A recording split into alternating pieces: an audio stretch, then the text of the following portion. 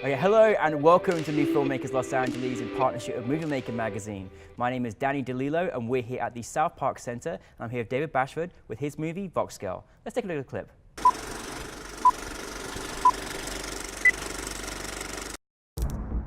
Too many shadows left on the ground. Believe me, when shadows call me a friend, will I be lonesome again? Do you want people to hear your music? Yeah.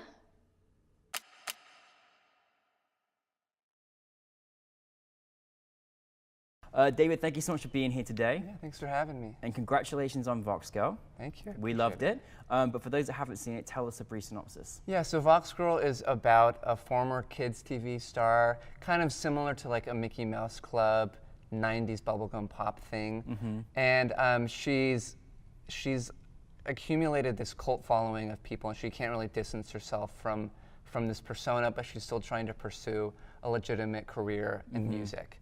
And she ends up meeting this guy who is a producer, and it kind of unfolds after that. And there's a few turns here and there. It's kind of a dark comedy, music thriller, all bundled up into one. Oh, it's quite an epic journey you take us on. I absolutely loved it. It was a really great idea and a great concept. How did you come up with the idea and the inspiration for this film? So, as an independent musician myself, I kind of put myself in the shoes of the main character, of someone who's just trying to find an audience for her like authentic expression that she feels she's putting out into the world, but she still has this thing on her back, this kids TV show.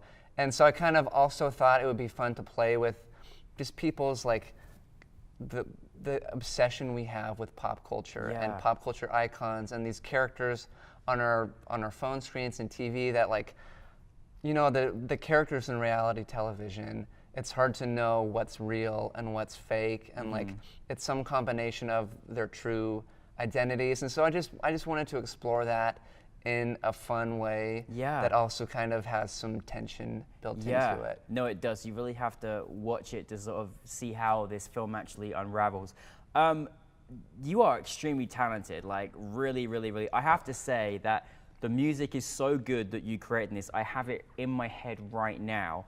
I don't think I've ever seen an independent film that's literally got, I have the lyrics in my head and it's playing in my head and it's so good. Thank you. So obviously you're a composer and you wrote the lyrics for all the wonderful songs that are in there. Yep. It's such a great theme tune, you're going to be singing it, trust me. And obviously wrote and directed it as well. You took on a lot of roles for this. How was that experience for you? You know, it was definitely interesting. I think in the future I'll probably try and just stick to a few different roles, because you're kind of pulled in 4 different directions when you're trying to write and direct and also compose and also do some like VFX and write the songs. So it was definitely a bit of a cluster to make it all work together. And I like I'm proud of the final result, but it was definitely overwhelming. You have to kind of like put on one hat at a time and be like, okay, how can I make these songs serve the story as profoundly as possible, but still give them a catchy hook that I'm going to be like satisfied as a songwriter, but then they're still going to work for the story that I'm trying to tell as a writer and director. So it was definitely a challenge to try and make them all work together, but also I think maybe an advantage, so I wasn't having to get 3 different people on the same page of like telling the same story. I knew what story I wanted to tell, so I was able to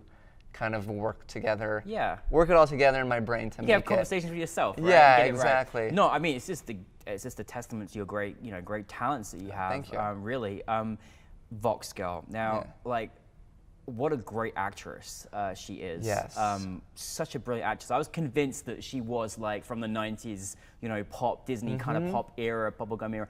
I was convinced. I was like, I must have seen her. Like, she's really fantastic. How was the casting process for you? Yeah, so Jessie Biggio was the lead. She's amazing. It actually was quite a process. I first put out a bunch of casting calls and like LA casting backstage, and I thought that there was enough, just like a pool of talent in LA that even for, it was a student film actually, and I thought there would be enough people on it, and there were a lot of talented folks that came out, but but to find someone who could sing and sell the performance as an actor was especially challenging to kind of just really sell this character. So I actually, I went on SoundCloud and just like was able to do a search based on people's location, and I found a bunch of people in LA who were like also actresses, like they had an IMDb page, and so I really just sent out cold emails to a bunch of people via their SoundCloud profiles, and I was able to find her that way. So it was kind of a very SoundCloud's lucky. a new way to find your talent. Yeah, in I wasn't respect. expecting that, but it happened to work out for So this she was also an project. actress as well. Yes, yeah, she was going to school at LMU in LA for theater. She's so. a great voice, isn't she? Yeah, My goodness, yeah. like so convincing. Now, obviously, you know, she has to get in. It's quite some tense moments in there as well. And her opposite, you know, actor also did a fantastic job also as well. How was that process? Yeah, he was interesting because the character that he plays is someone who's kind of hard to sympathize with, just because he's kind of a creepy, I don't know, predatory type without realizing it. Yeah. And I was able, the actor Eric Charles Jorgensen, he was really generous in like trying to find this foundation of like where this guy is coming from, the character, where what his past is to like lead him to these absurdly kind of dark things. And so he was very like willing to go on that journey of exploring what this guy's past might be. And yeah, it was a lot of fun to work with him too. Oh, that's fantastic. Now, you obviously took on all these roles, which was a challenge in itself. What was the biggest challenge you felt in making the film? You know, I think it just was trying to make a dark comedy and a music movie and a thriller and a 20-minute short film. I think at the time I was like, yeah, it's totally doable. I think if I were to do it again, I might just pare it down to really try and like hit a home run on one or two genres. I think it was always kind of like people are not sure whether to laugh or to feel like tense or to feel cringy or like, and maybe that's one of the strengths of the film. Oh, I found that a great shift. I was like, where is this going? Yeah. And but it kept me intrigued throughout the Right, whole where you're like, you're process. not really sure ever how to feel at any given moment, just because it's not like clearly defined as a music movie or clearly defined as a thriller, so you're kind of being pulled different ways. Yeah. And I like am proud of what we were able to accomplish, but it was definitely the biggest challenge. No, you took me on a roller coaster, but I loved it. It was great. It's kind of on the sort of longer spectrum of a short film, but you did kind of leave me wanting more. So is there any like developments going on there? Yeah, I am currently developing a feature script. And I'm kind of trying to figure out what the best format for that is, because the structure of the short, I don't know if it lends itself to doing like, you know, a straight kind of adaptation of the short. It needs to kind of be obviously fleshed out a lot more. But yeah, that's kind of in the works. And in addition to that, I'm starting a series of musical satirical shorts to kind of build an audience. It's in a similar tone as Vox Girl, and it might be just like an internet new media YouTube type of thing. Oh, fantastic. Yeah. I mean, it's really, really good.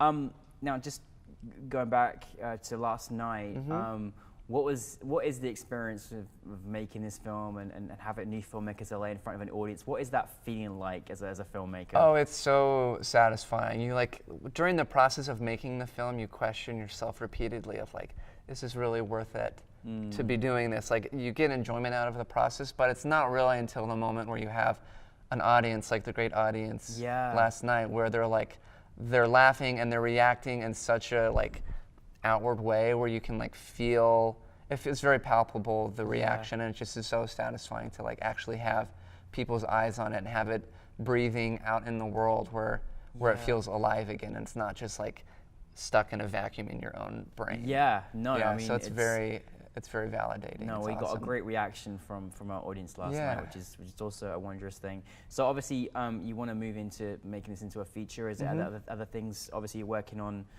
this series as well. When's it going to be coming out? So yeah, the first short is actually will be coming out in a few weeks. It's just on YouTube. It'll be under my name, David Bashford, and it's basically like an unnecessary musical where you're taking something that doesn't really deserve a musical treatment, like kind of like a Seinfeld moment of like very a human moment in the middle of your day that doesn't feel like it's deserving of this big outbreak into song. And so it's kind of a satirical thing. I was able to work with John Cozart. He's actually a YouTube guy, pretty well known, and so we're pretty excited to put that first video out, and it'll kind of be just an ongoing series to build an audience that hopefully we can then develop a feature and make a movie that way. Well, it's very, very exciting.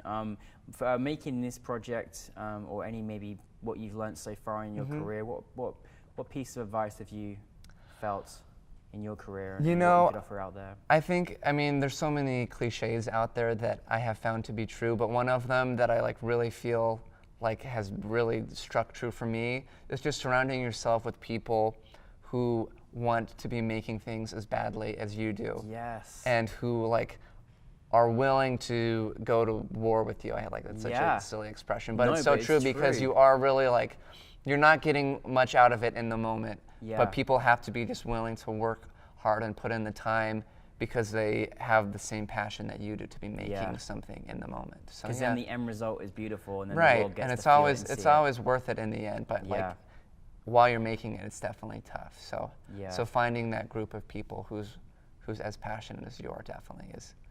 Well, that's just inspired everybody, I'm sure. So thank you very much. Thank you, David. Thank you for Vox Girl. And we're looking forward to so much more of your projects. So thank you very much. Yeah, I appreciate it. Thanks for having me. David.